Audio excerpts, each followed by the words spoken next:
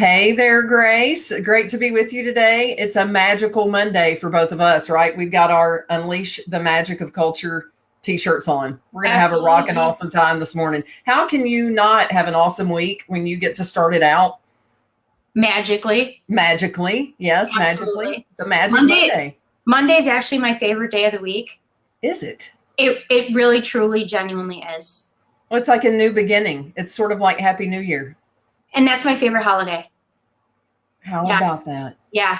So I'm The excited. things I didn't know about you that I've Yeah, learned already. Monday morning is the best. This is the best time of the week right here. This is as good as it gets. Well, it sets the tone, just kind of like the morning huddle, right? It sets the tone for the whole week. Absolutely. We actually have our own Monday morning meeting with my team. Oh, I love it. It's great. I love it. Bagels, fruit, everything. It's So fun. you say bagels. When you go a little further north, it sounds like they call them beagles.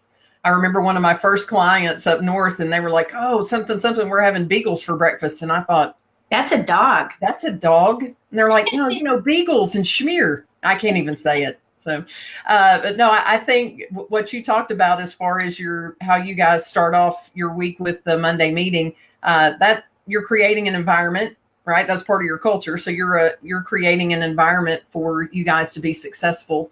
And the culture topic is massively important to me, right? Because after years of teaching things to offices and watching some easily implement, others struggle, and I'm sure you can relate in the marketing world as well. It's really the secret to getting things done. And so, if I could kick off with a question, what role do you see that culture plays from your perspective in the dental practice? Well, gosh, it's everything. And if I had to kind of define culture, it would be that unspoken vibe. It'd be that thing that you feel when you walk into a business. You can feel in the air if there's discord between a Absolutely. team or, you can feel if a doctor is kind of burnt out a little bit and kind of done with dentistry. You can feel that in the air, and you don't even need a conversation to pick up on a culture of a business. Mm-hmm. And so for me, it's everything, because it's a feeling. It's how your patients feel when they're there. It's how, for us, how our clients feel when they work with us. It's how employees feel to come to work. If you've ever had a job where you just regretted that commute, you just didn't know what you were going to get, that inconsistency of emotion, and that's a make or break. I mean, that's how you spend your life. And so for me, when you think about this big, massive umbrella of culture, what is it? It's everything. It really is everything. I agree. And it also comes across in how the phone is answered. And when we do the telephone mystery shopping with our clients, which, initially they don't love it. And sometimes they think that I'm out to get them. I'm actually out to catch you doing it well. And the main thing is do you sound like somebody that's happy to work where you are? If you don't sound happy, I don't whatever the business is, I begin to wonder, do I want to go there? Do I want to eat at that restaurant? Do I want to shop at that store? Because if this business attracted you and you were already cranky, that's not a good sign. Or maybe you weren't cranky when you got there, but your job made you cranky. So yeah, I have to tell you, Penny, I called a client once. He's a good friend, love him dearly. I called him, and on the other end, I get dental office. Oh.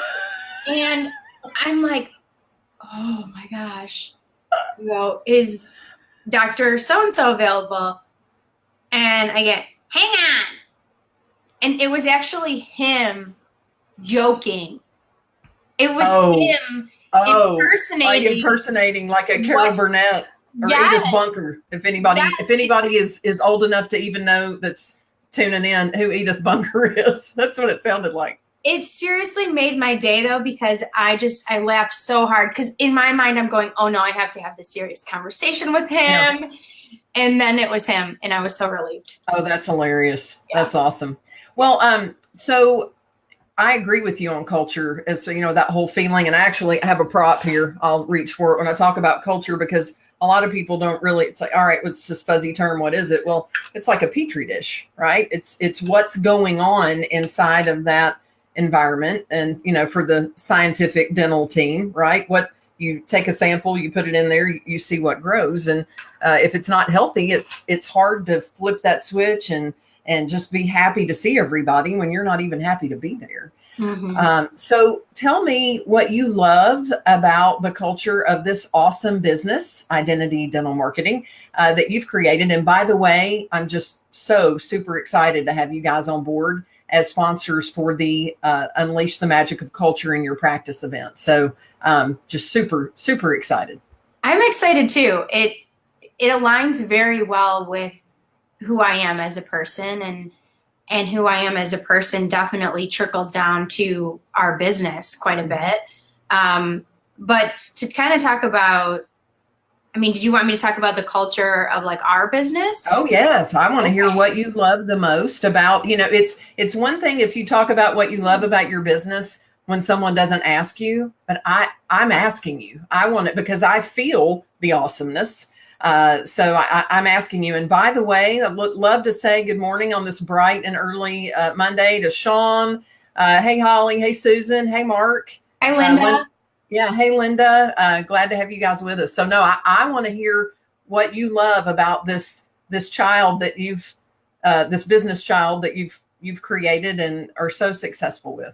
So this is actually my second baby. My first baby is my dog. My second baby is my business. And then, of course, my actual children. In no particular order of importance, right? But I absolutely love that my team has a sense of humor and that we laugh together. And to me, that is so much. Like the people on my team, mm-hmm. we all share the same core values. And it's not something that I've ever articulated, but everyone on my team is compassionate and genuinely cares about each other and genuinely cares about our clients. And there have been situations where I've hired people that didn't fit that. And, you know, on like day 2, day 3, they're like aggressively coming at someone on the team or whatever. And I've never, ever been able to put up with that or allow that negativity into the business. So although I'm not afraid to let the wrong fit people go. And I think that's why we have such a strong, positive culture. But it's not easy to achieve that. No, it isn't. And you have to fiercely protect it. Absolutely. Mm-hmm. Just like a family. Just like your little inner circle, you have to fiercely protect it. That's excellent way to describe it. Yeah. So let's talk a little bit about Disney, right? Because you know I love Disney. I don't even know if you can see, other than, of course, that's my baby back there behind me. I'm looking reversing the camera. That's Brooke back there. But up above, I've got some Disney pictures. It's not so much that I love rides. Like I like everything about being there, mainly because when I'm there, there's so much going on. I can't think about everything. You know, it's the one place where I can go and not be thinking about work and everything else that's going on. And I know that you love it too. So tell me, how do you see that the culture of Disney, right? Not just the rides and the things that are for little kids. How does that directly relate to the culture of a dental practice or another business? What do you think are some lessons there? So I went to Disney. I go to Disney at least twice a year, and I went when I was recovering from surgery by myself, and I got a wheelie, one of those scooters, because I noticed just to walk 10 minutes, it wasn't working for me. So I did all of Epcot in I joke that I traveled the world in 10 minutes on a scooter. I love it. And for me, it allows me to kind of, like you said, escape a little bit mentally, but I'm also always picking up on these tiny little things that make such a difference. And there are, if next time you're there, if you look, there are signs throughout the park with sayings on them about the culture of Disney and about dreams. dreaming big, setting big goals. I think that's the piece of it that I relate most to, is that this was somebody's vision. Absolutely. And it was somebody's creation, and look at what it took to create that. And it is enormous, and it is the happiest place on earth. And that was somebody's dream, and that was somebody's vision. So every time I visit, I leave with bigger dreams. And that's valuable, in my opinion, for any business. Oh, I agree. And just like we were talking about with your business, the fiercely protecting the culture. I'm a fanatic. I mean, I'm not just a fan. It's almost, some people could say it's not healthy. I don't know. One year I went 4 times, but there have been spans where I haven't been in a couple of years, but I've been to some of the Disney Institute courses. I've been on a behind the scenes tour, which I'm super excited about, the one that we're having, because it's one that you can only do in groups, the business behind the magic, because pretty much everything that they do, and hey, they're not perfect. What business is, especially if it has people in it, but it's the consistency, and the consistency to be able to grow, not just with across the resorts, from one park to another and the different hotels, but internationally. They've accomplished something that most businesses have struggled to do. And now in the business of dentistry, right, where we've got groups that have 2 locations, 3 locations, 20, 50, hundreds, it's that same, you've got to have a solid culture to be able to replicate that when let's just say, for example, in your business, when the Grace Rizzas, you can't be in 20 locations, right? So no, I agree with you. And the details matter, and just the whole heritage piece. Yeah. And you know what, too? Of teaching them about the Disney way. I couldn't agree more. And look at how easy they make it to spend money at Disney. You get a little bracelet when you check into one of the resorts. They pick you up on a little tram. You buy your own mug that you can refill. So you at least invest $20 just in your resort, mug. And they make it so easy to spend money. And that, to me, speaks to the technology side of your practice. What have you done to implement technology in a way that's going to allow you to duplicate the process among, even if it's in one practice, you want to be able to, if you had to remove yourself from the business, you want to make sure that it's going to continue to function in the way that, at the level that you want it to function. Absolutely. So just thinking about that, I mean, technology plays a very big role in everything, their whole experience. Oh, absolutely. Yeah. And I know in the parks in Orlando, they don't have it in Anaheim yet. And I have one. I should have worn it today. Maybe I'll wear it for the next one. But the magic bands that you were talking about, make it easy to get in your room, make it easy for you to scan and spend hundreds of dollars on food or whatever it is. And just like what you were talking about, right? If we can make it easier for patients to afford care. One of the things that I learned on the last trip that we took is that you can actually, let's say you wanted to plan, I think this is just brilliant, right? You want to plan a Disney trip 2 years from now, you can go ahead and plan it and open an account and just make direct payments in that account.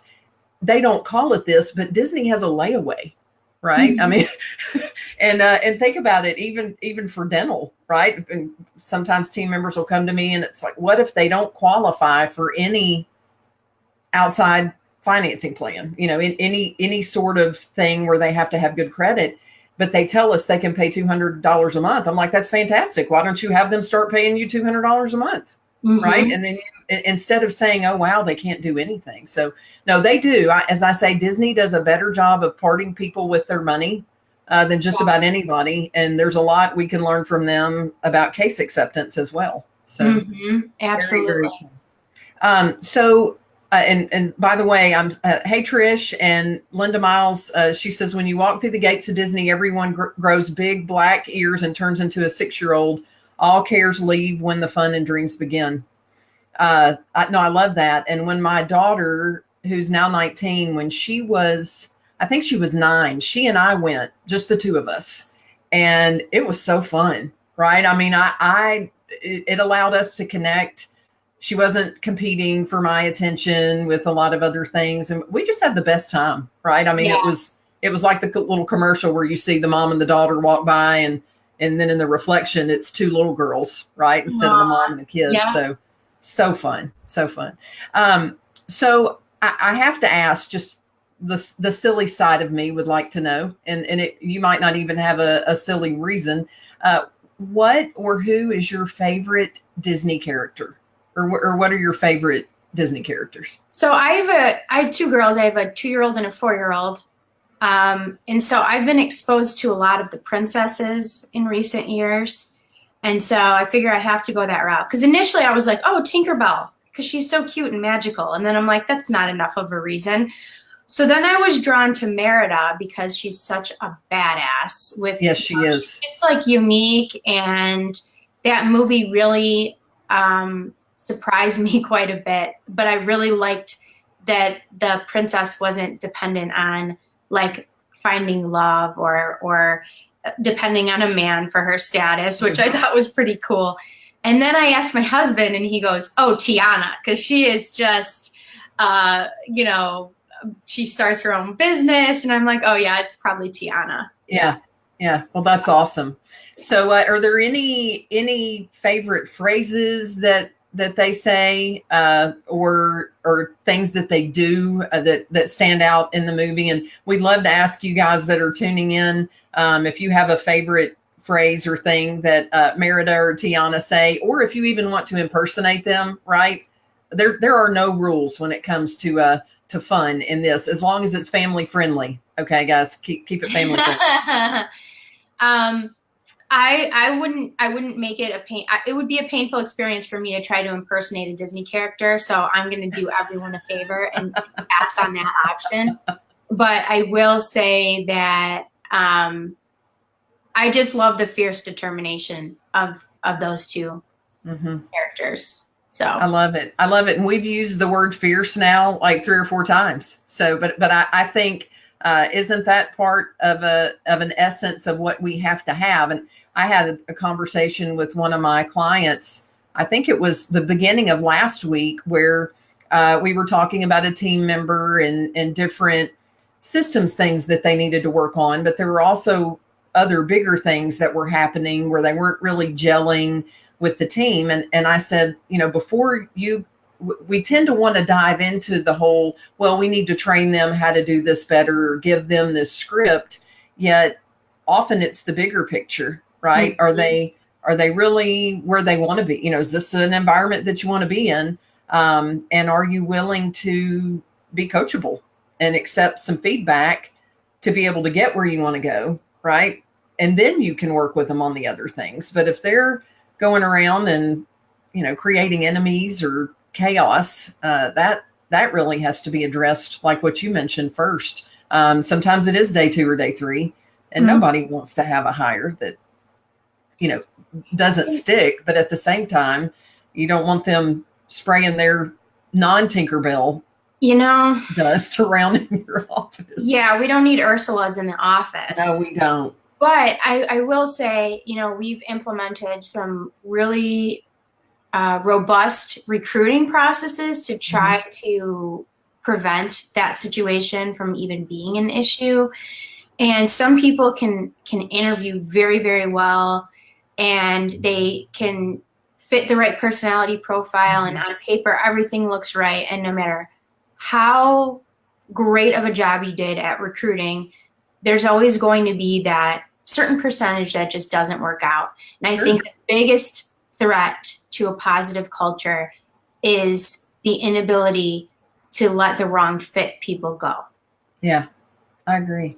And it's such a hard thing to do. So it is. Yeah. And I agree with you on the hiring. I mean, I think it's part science and part, just that whole gut level, the vibe. That's one reason why I love, whenever possible, to do group interviews, because and have another member of our team or the office I'm working with in there, because while one of you is engaging one person at a time, the other one can see what the other people are doing. And we actually, no joke, in one of the interviews that I did a few years back, The person that I thought was the top candidate for the position, right? They showed up early. They had the best resume. They were the best dressed. About 15 minutes into the interview, reached down into their purse, which was a really cute purse, by the way, and pulled out a nail file and proceeded to file her nails. In the interview? In the interview. And so she went from hero to zero like that. I was like, and even the doctor was like, oh man, I'm so glad we did this. I would have hired her. Wow. Yeah, you can't make that up. Wow. Well, we do working interviews. So depending on the position, they'll work a half day or a full day, paid, of course. Mm-hmm. And so they're able to come in, and because they're interviewing us as much as we are interviewing them. Absolutely. We want to make sure that they feel like it is the right fit culture. But I think culture is everything in recruiting. Oh, I do too. I do too. Well, I also think part of my culture is I usually try to be on time, and I want to honor your time today as well as my client next call time here. So absolutely. I know we will do this again, right? We have many months before May. Thank you guys so much for tuning in. Grace, you are so awesome. I'm blessed to have you as part of my inner circle, and I hope you have a magical week. I feel the same way. Thank you, Penny. I'll talk to you soon. Okay, take care.